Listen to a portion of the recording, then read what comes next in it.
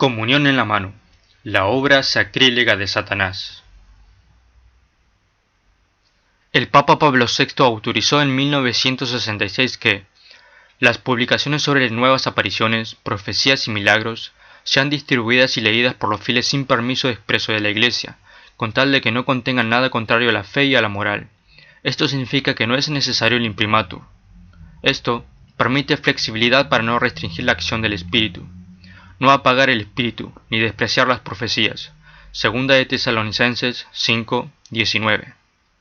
Se exponen a continuación varias revelaciones y datos interesantes, que nos pueden hacer reflexionar si es más importante obedecer al hombre u obedecer a Dios. ¿Qué vale más? ¿La palabra de un sacerdote, un obispo, un cardenal o incluso la del Papa, o la palabra real e inequívoca de Dios que todo lo conoce? ¿Qué ser humano, que no esté conforme a la voluntad divina y las enseñanzas tradicionales de la Iglesia, puede creer, practicar y pregonar cosa contraria alguna a la santa doctrina inspirada por Dios? Veamos en las siguientes revelaciones y documentos qué opina Dios, los papas, los santos, las autoridades eclesiales y la doctrina de la Santa Iglesia Católica respecto de la comunión en la mano. El Señor, en El Escorial, España, a la evidente Luz Amparo Cuevas, el 2 de abril de 1982. Sí, hija mía, di a toda la humanidad que la misericordia del Padre Eterno se está acabando, y su ira está a punto de caer sobre la tierra, que enmienden sus vidas, que vistan con pudor sus cuerpos, que no cometan tantos pecados de impureza, que dejen de ofender a Dios, que han de confesar sus culpas antes de recibir mi cuerpo, que dejen de cometer sacrilegios. Me agradaría que me recibieran de rodillas y con amor, que, a ser posible, no toquen mi cuerpo manos que no estén consagradas. Dichosos todos los que cumplan esto, hija, porque a medida del amor que recibo así recibirán su premio. La Santísima Virgen, el 2 de agosto de 1986, y lo que más aflige mi corazón, hija mía, es el poco amor y el poco respeto de mis almas consagradas, de ese gran número hacia mi Hijo y hacia la Eucaristía, hijos míos. La Eucaristía es sacrílegamente profanada por muchas manos. Pausa larga y llanto de Luz Amparo. Este gran número, hija mía, de almas profanan diariamente la Eucaristía. Reparad, os pido a aquel pequeño número que todavía queda, un poquito de amor dentro de vuestro corazón hacia mi Hijo y hacia mí, hijos míos. Nuestra Señora, el 5 del 7 de 1986. Qué poco respeto hacia la Eucaristía, hijos míos. ¿Cuántas veces he dicho, no me agrada, ni agrada a mi Hijo, que manos que no estén consagradas toquen su cuerpo, hijos míos?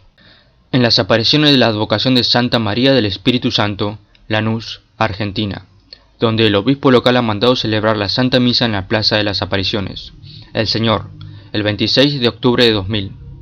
Yo, particularmente, prefiero que la comunión la recibáis en la boca, ya que es mejor y más respetuoso que los consagrados, los sacerdotes, hijos predilectos de mi madre, den y tomen en sus manos preparadas la Santa Eucaristía, que es cuerpo y sangre míos, de vuestro Señor Jesucristo.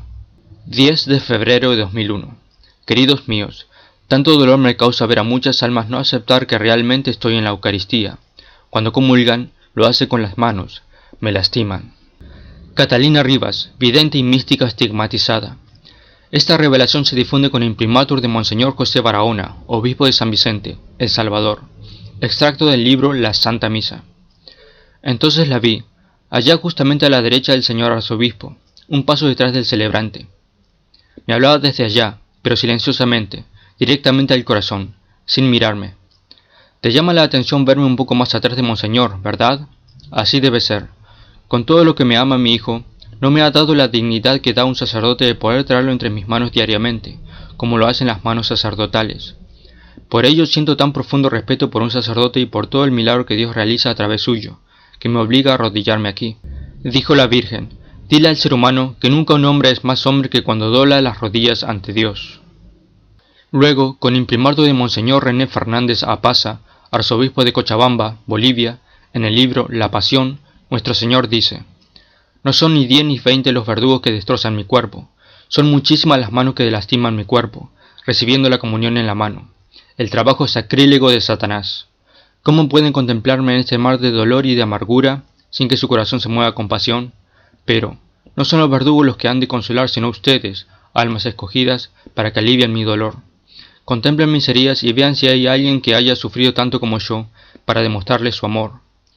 Una promesa que luego nos hace el Señor es la siguiente. Pronto sabrán que esto debía decirles, porque los amo y porque prometo, a quien ore por mis sacerdotes, la remisión de toda pena temporal de vida. No habrá purgatorio para quien se aflige a causa de los sacerdotes tibios, sino paraíso inmediato después del último aliento. Su Santidad Benedicto XVI. Desde la solemnidad del Corpus Christi del 22 de mayo de 2008, el Papa ha tomado la decisión de distribuir la Sagrada Comunión únicamente en la boca y de rodillas. Esto remarca la vigencia de la ley universal, como norma vigente y válida para toda la Iglesia. Ensalza mejor la verdad de la presencia real en la Eucaristía y ayuda a elevar el misticismo de devoción en los fieles, aspecto que en los últimos tiempos es urgente recuperar, debido a no pocas renovaciones contrarias a la identidad propia del catolicismo, protestantismo, modernismo, emocionalismo, etc. Cardenal Antonio Cañizares Llovera. Informe de ASI Prensa, del 27 de julio de 2011. El cardenal Antonio Cañizares Llovera, prefecto de la Congregación para el Culto Divino y la Disciplina de los Sacramentos, y máximo responsable, después del Papa, de la liturgia y los sacramentos en la Iglesia Católica, señaló que es recomendable que los católicos comulguen en la boca y de rodillas. Así lo indicó el purpurado español que sirve en la Santa Sede, al ser consultado sobre si es recomendable que los fieles comulguen o no en la mano. La respuesta del cardenal fue breve y sencilla. Es recomendable que los fieles comulguen en la boca y de rodillas.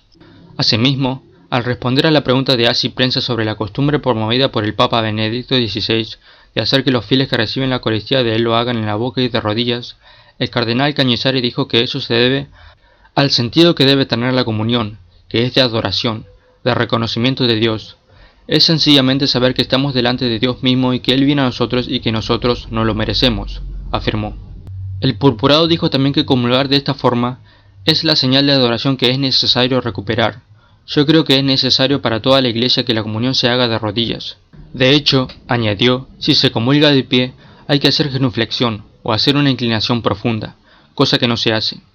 El prefecto vaticano dijo además que, si trivializamos la comunión, trivializamos todo, y no podemos perder un momento tan importante como es comulgar, como es reconocer la presencia real de Cristo allí presente, del Dios que es amor de los amores, como cantamos en una canción española. San Pío X. Cuando se recibe la comunión es necesario estar arrodillado, tener la cabeza ligeramente humillada, los ojos modestamente vueltos hacia la sagrada hostia, la boca suficientemente abierta y la lengua un poco fuera de la boca reposando sobre el labio inferior. Catecismo de San Pío X. Y contestando a quienes le pedían autorización para comulgar de pie, alegando que los israelitas comieron de pie el Cordero Pascual, les dijo, el Cordero Pascual era tipo, símbolo, figura o promesa de la Eucaristía. Pues bien, los símbolos y promesas se reciben de pie, mas la realidad se recibe de rodillas y con amor. Santo Tomás de Aquino, en su gran Suma Teológica, Tertia Pars, en su tercera parte, cuestión 82, artículo 3, así confirma y explica. Corresponde al sacerdote la administración del cuerpo de Cristo por tres razones. Primera, porque, como acabamos de decir, consagra in persona Christi. Ahora bien, de la misma manera que fue el mismo Cristo quien consagró su cuerpo en la cena, así fue el mismo quien se lo dio a comer a los otros, por lo que corresponde al sacerdote no solamente la consagración del cuerpo de Cristo, sino también su distribución. Segunda, porque el sacerdote es intermediario entre Dios y el pueblo, Hebreos 5:1, por lo que, de la misma manera que le corresponde a él ofrecer a Dios los dones del pueblo, así a él le corresponde también entregar al pueblo los dones santos de Dios. Tercera, porque por respeto a este sacramento ninguna cosa lo toca que no sea consagrada, por lo tanto los corporales como el cáliz se consagran, los mismos que las manos del sacerdote, para poder tocar este sacramento. Por eso, a nadie le está permitido tocarle, fuera de un caso de necesidad, como si, por ejemplo, se cayese al suelo o cualquier otro caso semejante. Nuestro Señor Jesucristo a luz de María, mensaje del 9 de marzo de 2015. Cuanto mi madre ha revelado, ha sido para que el hombre actúe de manera diferente y se acerque más a mí, me adore, me reciba, y para que acojan a mi madre y amen al rezo del Santo Rosario, doblando rodillas ante mi presencia real en la Eucaristía. Pero ante cada milagro de amor en el altar, soy mirado con desprecio, ante la incredulidad de mi mismo pueblo, que se acerca a recibirme sin creer y sin amarme. En ocasiones soy consagrado por quienes, entregados a mi servicio, son incrédulos de mi presencia real y verdadera en el Santísimo Sacramento. Las palabras de la consagración son la transubstanciación de mi cuerpo y mi sangre, y algunos me tratan con desprecio, a la ligera, y luego me colocan en manos de algunos de mis hijos para llevarme a sus hermanos, mientras mis consagrados me miran desde su lugar de honor, pensando en banalidades. 17 de abril de 2011. Les llamo a recibirme en la boca, arrodillados como se recibe al Rey de cielo y tierra. María Santísima, 13 de junio de 2011. Hijitos, reciban la comunión en la boca, no porque la mano sea indigna, sino porque al Rey de cielos y tierra se le recibe de esta forma. Me gustaría hacer aquí un comentario. Esto significa que a la hora de elegir cómo comulgar, no debemos hacerlo de la manera correcta solo por el hecho de que la mano es indigna, y que por lo tanto se cometa sacrilegio, sino que debemos ser diligentes y comulgar de la manera correcta por aquello que es más importante, que es recibir a aquel que representa tan excelsa santidad, mas deberíamos considerar empequeñecernos y hacernos muy humildes, tal como lo es un pequeño niño que confía y se abandona al cuidado de su madre cuando ésta, con gesto de amor, lo dignifica al alimentarlo cariñosamente. ¿Qué considerarían ustedes si de pronto aquel niño se pone en actitud rebelde y, delante de su madre, tira el alimento al suelo? ¿Qué considerarían ustedes si de pronto un feligrés decide oponerse a la voluntad de Dios, no eligiendo comulgar con la boca, pero sí cometer sacrilegio al elegir comulgar con sus manos profanas? Beata Ana Catalina Emmerich, visionaria y estigmatizada de Dülmen, Alemania. Hoy he visto una escena muy conmovedora. José y María se hallaban junto al pesebre, contemplando con profunda ternura al niño Jesús. De pronto, el asno se echó también de rodillas y agachó la cabeza hasta la tierra en acto de adoración. María y José lloraban emocionados. Aquí me gustaría ofrecer otro comentario en la siguiente reflexión. Si un asno se digna hacer reverencia a aquel que es el santo de los santos, con más razón eso mismo nos corresponde a nosotros los humanos, quienes no solo entendemos sobre la presencia real de Cristo en la Eucaristía, sino que, además, lo recibimos plenamente en su cuerpo, alma y divinidad, para así revestir la miseria de nuestras almas con la grandeza de su indescriptible majestad. Referencia bíblica sobre la debida reverencia. Filipenses capítulo 2, versículo 10. Para que al nombre de Jesús doblen su rodilla los seres celestiales, los de la tierra y los infernales, y toda lengua confiese que Jesucristo es el Señor para gloria de Dios Padre. Advertencia del más allá de la Iglesia contemporánea. Exorcismo del 14 de agosto de 1975 contra Acabor, ángel caído del coro de los tronos. Páginas 66 y 67. El demonio Acabor, a través de este exorcismo, era obligado a confesar lo siguiente. Es necesario que reciban los sacramentos como es debido. Deben recibir la comunión en la boca y no en la mano. Hemos debatido largamente allí abajo, señala hacia abajo, hasta que hemos conseguido introducir la comunión en la mano. La comunión en la mano es muy buena para nosotros en el infierno, pueden creerme. Ella quiere que diga, que si ella, la gran señora, viviese todavía, recibiría la comunión en la boca, pero de rodillas, y se inclinaría profundamente. De esta forma. Debo decir que no se debe tomar la comunión en la mano. El mismo Papa da la comunión en la boca. No quiere en absoluto que se dé la comunión en la mano. Esto proviene de sus cardenales. Después esto pasa a los obispos, y los obispos se figuran que se trata de obediencia, y que hay que obedecer a los cardenales. Luego pasa a los sacerdotes, y estos a su vez se figura que deben someterse, porque la obediencia se escribe con mayúsculas. No se debe obedecer a los malos, hay que obedecer al Papa, a Jesucristo y a la Santísima Virgen. Dios no quiere en absoluto la comunión en la mano. Los laicos no deben dar la Santa Comunión, de ninguna forma, ni siquiera las religiosas, jamás. ¿Creéis que Cristo hubiera confiado esto a los apóstoles si pudieran hacerlo las mujeres y los laicos?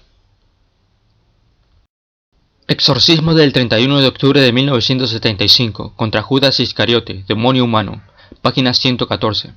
Lo peor es cuando se encarga a las mujeres de distribuir la comunión. Entonces ya no hay muchas bendiciones, no hay muchas gracias porque no se tratan de manos consagradas, sino manos de mujer. Quiero decir que esto, en sí, no importaría, el que fuesen manos de mujer, pero no están consagradas. Cristo ha designado solo y únicamente a los hombres para el sacerdocio, y no a las mujeres, pero es solamente el orgullo, el pecado original de los ángeles. Nota, Belcebú, en el exorcismo del 7 de noviembre de 1977 agregaría esto. El mundo de hoy quiere ser aprobado, quiere poner a las mujeres en la capilla, en el altar, mujeres despampanantes y metidas. Y esto ocurre a pesar de que la Madre de Dios nunca tuvo esa función en la Iglesia, a pesar de Cristo no querer que la mujer entre en el Santo de los Santos, como castigo, porque el pecado original viene de Eva, y fue ella la que cayó en primer lugar. Cristo dice esto poco antes de su pasión. Es preciso recordar que el acto de dar la comunión es en sí mismo un acto del sacerdocio, y es por eso que le compete solamente al sacerdote. Exorcismo del 18 de junio de 1977, contra Belcebú, ángel caído del coro de los arcángeles. Página 265, 266, 267 y 268. Belcebú. Cristo, nosotros mismos lo hemos visto en su tiempo. Cuando rompió el pan, no se lo ha dado a los apóstoles en la mano.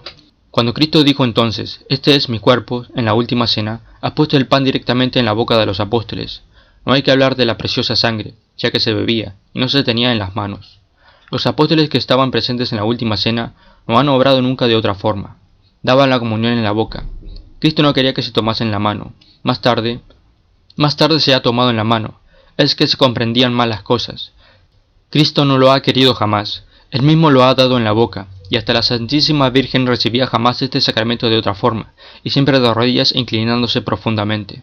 Los apóstoles, que estaban presentes en la última cena, no han dado jamás la comunión de otra forma que en la boca. Si después ha sido de otra forma, no es culpa de los apóstoles, y tampoco de Jesús y su madre. Los de ahí arriba ni han instituido ni querido eso. No era en absoluto su intención. Exorcista, ¿quién ha querido e introducido la comunión en la mano? Belcebú. No tienes que hacer esa pregunta. Somos nosotros los que hemos arreglado y tramado eso.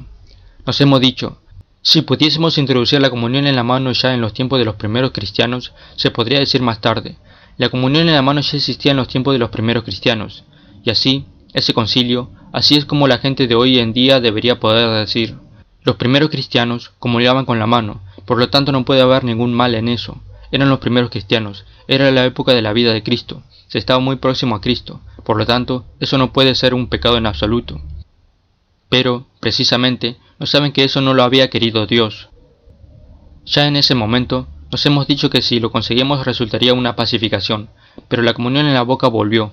Almas santas y muy grandes doctores de la Iglesia han visto cómo iba la cosa, y que sería mejor y que habría mucho mayor respeto si se recibiese el de ahí arriba, señala hacia lo alto, en la boca. Si no se podía tomarlo simplemente en sus jarras, en sus sucias manos, con uñas demasiado largas o barnizadas, o manos descuidadas. Ni siquiera podemos decirlo todo, hasta hay gente que no se ha lavado las manazas durante el día, cuando van a cierto lugar. No quiero decir eso, es una terrible irreverencia. Hay gente de buena fe que cree que eso viene del Papa. Tampoco saben que es un pecado recibir la comunión en la mano. Tampoco quieren distinguirse de los otros, ni significarse. Por ejemplo, no saben lo que se dice en ese libro Advertencia, ni lo que ya se ha dicho por almas privilegiadas auténticas, como que no se debe tomar la comunión en la mano. Esta gente no comete pecado grave, ya que no es su culpa si el sacerdote obra así. Y además, hay también otra cosa. En muchas iglesias, cuando la gente hace la genuflexión y quiere recibir la comunión en la boca, son objeto de una discriminación por parte del sacerdote.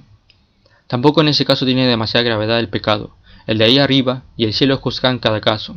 No se puede decir rotundamente que tal persona irá al infierno porque recibe la comunión en la mano, ya que no sabe que esta práctica no la desean los de lo alto.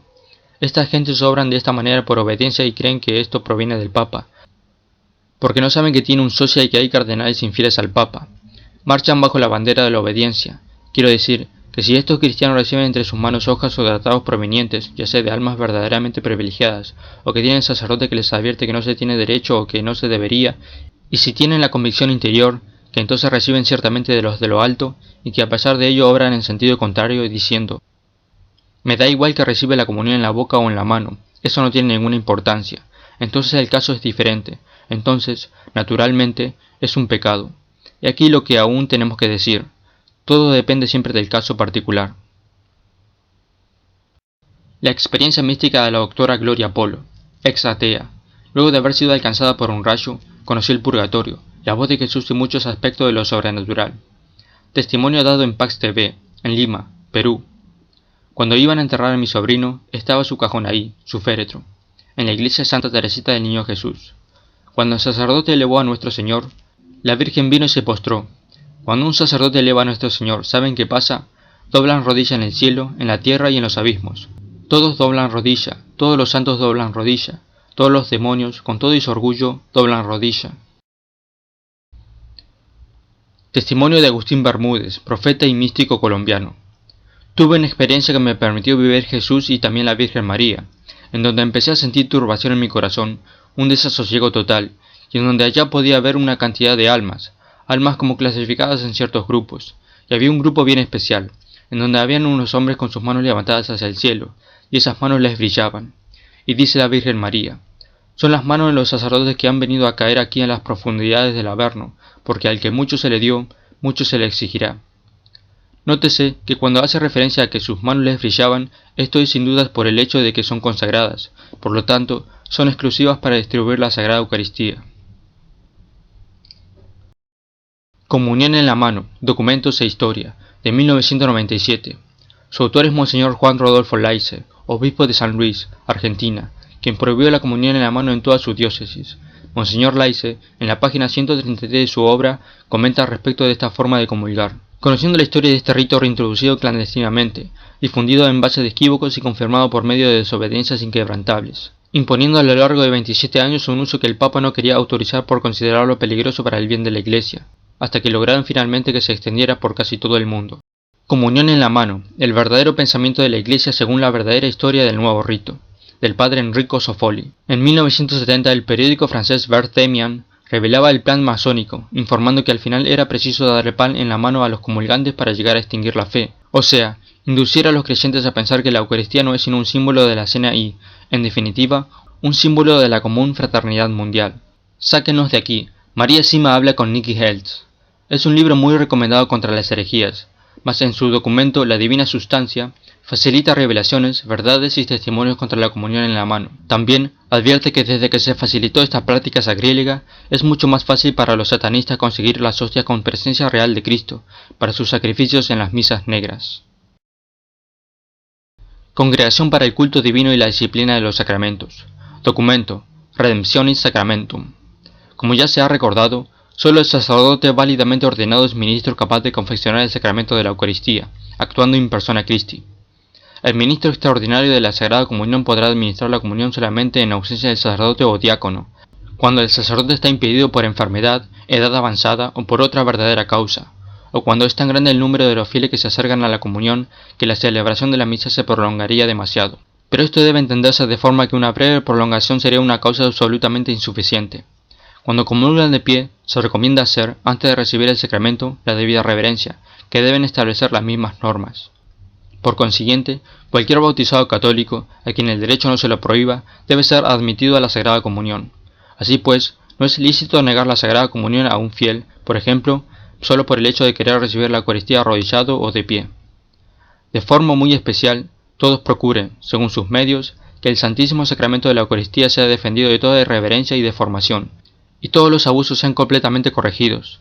Esto, por lo tanto, es una tarea gravísima para todos y cada uno, y, excluida toda acepción de personas, todos están obligados a cumplir esta labor. Una gran verdad es que Dios no cambia, ni se adecúa al parecer humano, siempre es el mismo. Isaías 41:4, Malaquías 6:3. El que sí cambia es el ser humano, cuando éste gusta de inclinarse a los errores del modernismo. Más aún, esto es el trabajo del enemigo infiltrado dentro de la Iglesia Católica, el comunismo ateo y la masonería eclesiástica luciferina. Esto se afirma en base a las siguientes revelaciones. La infiltración comunista dentro de la Iglesia Católica. Los católicos no solo tienen que estar preocupados por los masones en su medio, sino también por los comunistas.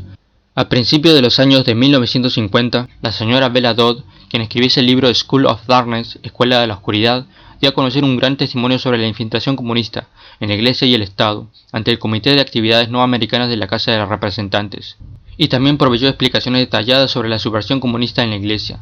Hablando con una antigua funcionaria de alto rango del Partido Comunista Americano, la señora Dodd dijo: en los años de 1930 nosotros colocamos a 1100 hombres dentro del sacerdocio para poder destruir la Iglesia desde adentro.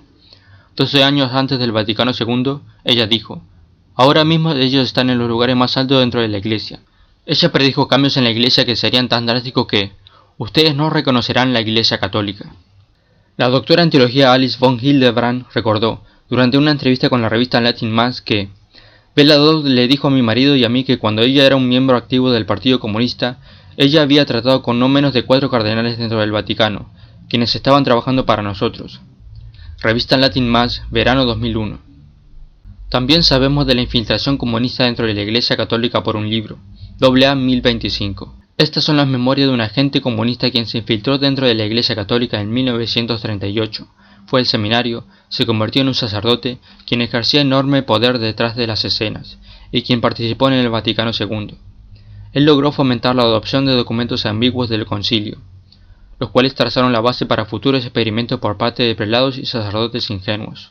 Él declaró: "El espíritu del concilio para mí se ha convertido en un triunfo magistral". No se conoce la identidad verdadera de este agente, excepto por el número de código AA 1025, dado por la policía secreta rusa, cuyo significado es antiapóstol número 1025.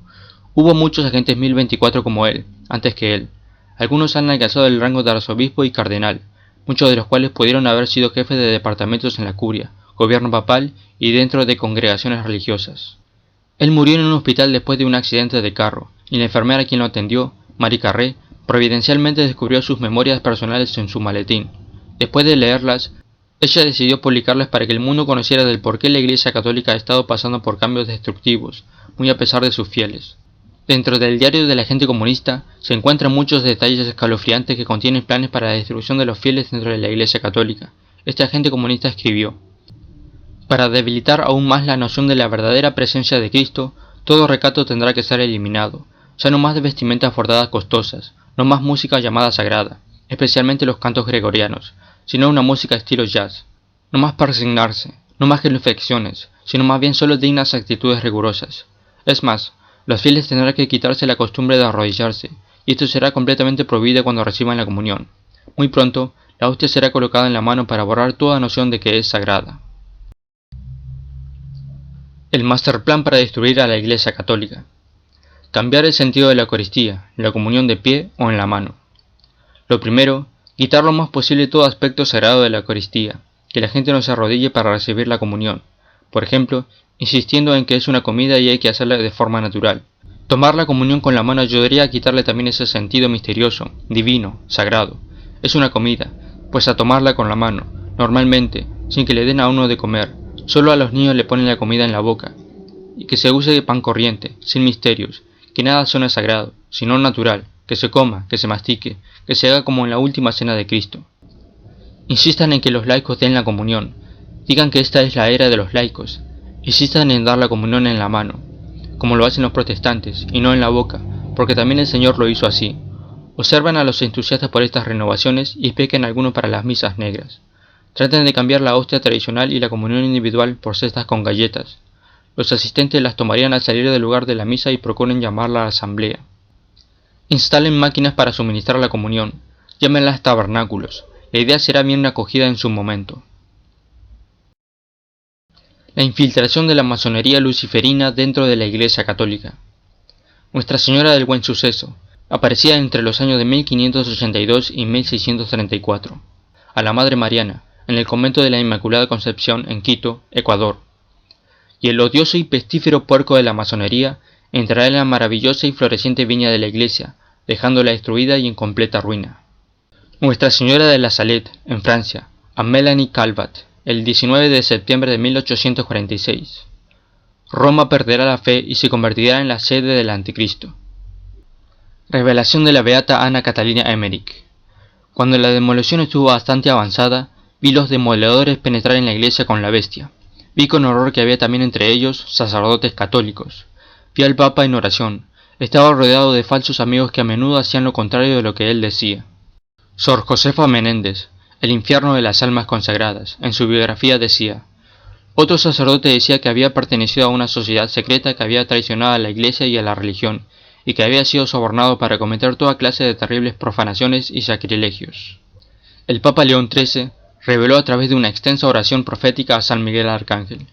Un extracto de esta dice lo siguiente: enemigos llenos de astucia han colmado de oprobios y amarguras a la iglesia, esposa del Cordero Inmaculado, y sobre sus bienes más sagrados han puesto sus manos criminales. Aún en este lugar sagrado, donde fue establecida la sede de Pedro y la cátedra de la verdad que debe iluminar al mundo, han elevado el abominable trono de su impiedad, con el designio inicuo de herir al pastor y dispersar al rebaño. San Pío de Pietrelcina encargó al padre Luigi Villa: tú tienes que dedicar toda tu vida a defender a la Iglesia de Cristo de la obra de la francmasonería, especialmente de la francmasonería eclesiástica. Revelación de Nuestra Señora al padre Stefano Gobbi. La bestia negra semejante a una pantera indica la masonería. La bestia con 2 cuernos, semejante a un cordero, indica la masonería infiltrada dentro de la Iglesia, es decir, la masonería eclesiástica, que se ha difundido sobre todo entre los miembros de la jerarquía. Esta infiltración masónica dentro de la Iglesia ya os ha sido predicha por mí en Fátima, cuando os anuncié que Satanás se introduciría hasta el vértice de la Iglesia. Entonces la masonería eclesiástica trata de atacar, de muchas maneras engañosas, la piedad eclesial hacia el sacramento de la Eucaristía. Las fuerzas masónicas han entrado en la Iglesia de manera disimulada y oculta, y han establecido su cuartel general en el mismo lugar donde vive y trabaja el vicario de mi Hijo Jesús. Se está realizando cuanto está contenido en la tercera parte de mi mensaje, que aún no ha sido revelado, pero que ya se ha vuelto patente por los mismos sucesos que estáis viviendo. Nuestra Señora de Fátima, tercer secreto. Artículo publicado por el licenciado en Teología José Alberto Villasana, el cual dice lo siguiente: ante la grave crisis mundial, el Papa Juan XXIII envió este texto a las potencias mundiales. Luis Emmerich, periodista alemán aficado en Roma, recibió una copia, publicándola el 15 de octubre de 1963 en la revista alemana Neues Europa, con el título Extracto del tercer secreto enviado por el Vaticano a las potencias mundiales. Fue impreso en las principales revistas de la época, no siendo nunca desmentido. A continuación, se exponen 2 pequeños fragmentos del texto circulado por Juan XXIII, que fueron extraídos del mismo artículo. En ningún lugar del mundo hay orden, y Satanás reina sobre los más altos puestos, determinando la marcha de los acontecimientos. Él, efectivamente, logrará introducirse hasta la cúspide de la Iglesia. También para la Iglesia llegará el tiempo de sus más grandes pruebas. Habrá cardenales contra cardenales, obispos contra obispos. Satanás marchará en medio de ellos, y en Roma habrá grandes cambios. Akita, Japón, tercer mensaje. El día 13 de octubre de 1973, a Sor Agnes Sasagawa, aparición reconocida por la Iglesia. La acción del diablo se infiltrará hasta la Iglesia, de tal forma que se verán cardenales oponiéndose a otros cardenales, obispos contra obispos. Las apariciones fueron aprobadas por el obispo Shonshohiro Ito, obispo de Niigata, Japón, en abril de 1984, y posteriormente por el cardenal Joseph Ratzinger, prefecto de la Congregación para la Doctrina de la Fe, en junio de 1988, juzgando los mensajes como confiables y dignos de fe y observando que son una continuación de los mensajes de Fátima. Mensaje de Nuestra Señora Agustín del Divino Corazón, del libro 12, María, Maestra de los Apóstoles de los Últimos Tiempos, tomo 1, mensaje del 9 de enero de 2010. Convertíos y volved al Señor. Pronto llegará un gobierno mundial, un gobierno que unificará la economía, la política y la religión en una sola. Gobierno que convertirá a cada país en una cárcel, porque ya no podréis entrar o salir libremente. Convertíos y volved al Señor. El tirano pronto se mostrará al mundo entero. La silla de San Pedro estará vacía. Pronto veréis 2 papas como en el tiempo de Aviñón, un papa verdadero y otro falso. No os dejéis confundir, estad alerta, permaneced fieles a la sana doctrina y a la tradición. Según las profecías dadas a aquellos verdaderos profetas de los últimos tiempos, se prevé que habrá un papa electo no canónicamente, que reconocerá al anticristo como si fuera el verdadero Cristo. Este anticristo será un falso Cristo, un falso Mesías en una falsa segunda venida para los católicos, o en su falsa primera venida para los judíos, o según también corresponda para el Islam, el budismo, el hinduismo, etc. El anticristo, según se prevé, se daría a conocer en la persona de quien lleva el nombre del próximo Buda histórico. Tal vez así, dada la declaración mundial del anticristo, se quiera cambiar la fórmula consagratoria para la transustanciación, o este falso papa, que oficiará de falso profeta, al reconocer al falso Mesías, luego proclamará que ya no es necesario celebrar la Eucaristía. Esto, sin dudas, desembocará en el más grande cisma que la Iglesia católica haya visto jamás.